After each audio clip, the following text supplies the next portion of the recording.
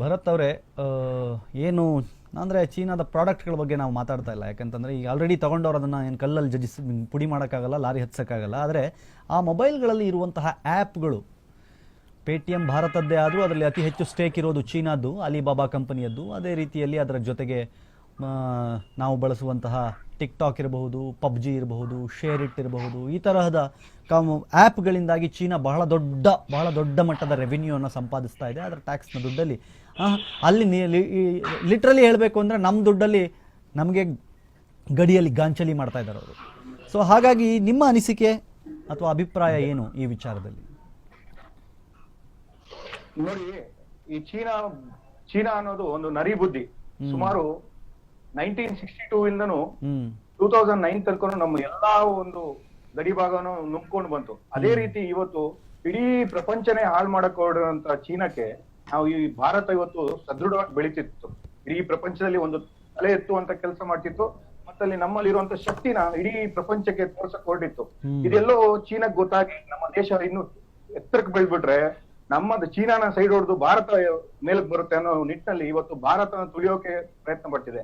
ಇದಕ್ಕೆ ನಾವು ಇಡೀ ದೇಶದವರು ಇದನ್ನ ಚೀನಾನ ಸದೆ ಬಡಿಬೇಕು ಆದ್ರೆ ನೀವ್ ಹೇಳ್ದಾಗ ಇವತ್ತೇನು ಅಭಿಯಾನ ಮಾಡ್ತಿದ್ರಿ BTV ಅವರು, ನಿಜಕ್ಕೂ ಒಂದು ತುಂಬಾ ಉತ್ತಮವಾದ ಒಂದು ಅಭಿಯಾನ.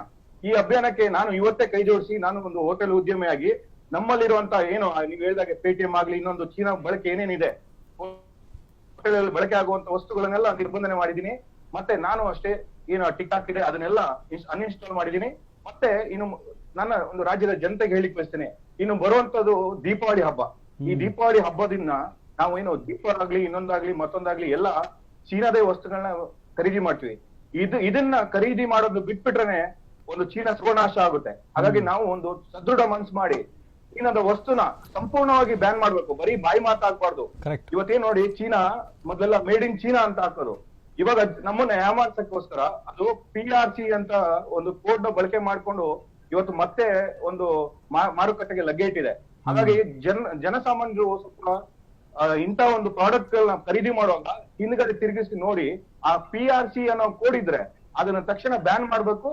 ನಾವು ಈಗ ಎಲ್ಲಾ ಒಂದು ಅಂಗಡಿಗಳಲ್ಲಿ ಹೋಗಿ ಏನೊಂದು ಮನವಿ ಮಾಡ್ಕೊಂಡಿದ್ವಿ, ದಯವಿಟ್ಟು ಚೀನಾ ವಸ್ತುಗಳನ್ನ ನೀವು ಯಾವುದೇ ಅಂಗಡಿಗಳಲ್ಲಿ ಮಾರಾಟಕ್ಕೆ ಇಡಬೇಡಿ.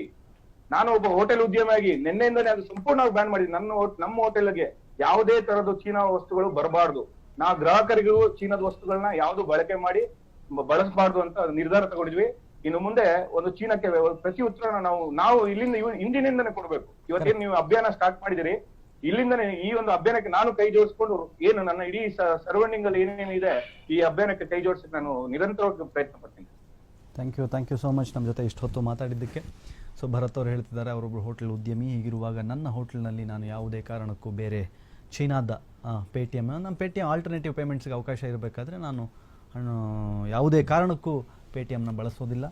ಹಾಗೆ ಚೀನಾದ ವಸ್ತುಗಳು ಏನೇನಿದ್ವು ಅವುಗಳನ್ನು ನಾವು ಬಳಸೋದಿಲ್ಲ ಅಂತ ಹೇಳ್ತಾ ಇದ್ದಾರೆ. ನಾವು ಅಷ್ಟೇ ಯೋಚನೆ ಮಾಡಬೇಕಾಗಿರೋದು ಇದನ್ನೇ. ಮತ್ತೊಮ್ಮೆ ನಿಮಗೆ ಹೇಳ್ತಾ ಇದ್ದೀನಿ, ಯಾವುದಕ್ಕೆ ಆಲ್ಟರ್ನೇಟಿವ್ ಇಲ್ವೋ, ಯಾವುದಕ್ಕೆ ಇವತ್ತು 62% ಆಫ್ ಮೊಬೈಲ್ ಮಾರ್ಕೆಟ್ ಏನಿದೆ ಅದನ್ನು ಆವರಿಸ್ಕೊಂಡಿದೆ ಚೀನಾ ಭಾರತದಲ್ಲಿ.